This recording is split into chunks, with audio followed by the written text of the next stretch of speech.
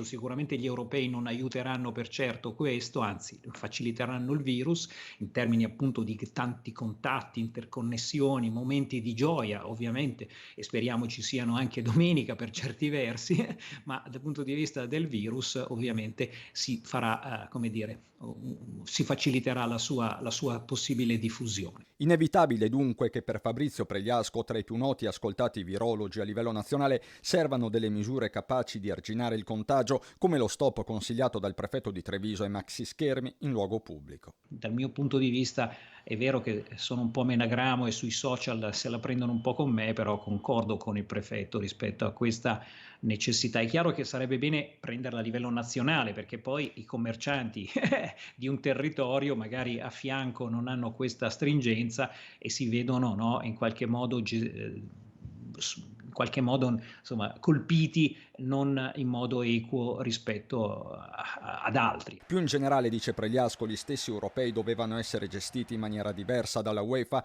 ma calcio a parte resta il nodo della convivenza con il virus da qui ai prossimi mesi. Gestiamo, no, i contatti in modo responsabile per far sì che nel prossimo autunno non ci sia un balzo troppo alto nel numero di casi, cosa che purtroppo in qualche modo non riusciremo ad evitare. Però, come dicevo, dobbiamo anche vaccinarci, questo è l'aspetto positivo, tutti, gli insegnanti, gli studenti, i giovani, perché più ci vaccineremo, più avremo una convivenza più civile con questo virus. Vaccinazione che per queste categorie, fa intendere il virologo, dovrebbe diventare obbligatoria almeno come extrema ratio. Speriamo che non sia necessario, ma a estremi rimedi, a estremi problemi, estremi rimedi.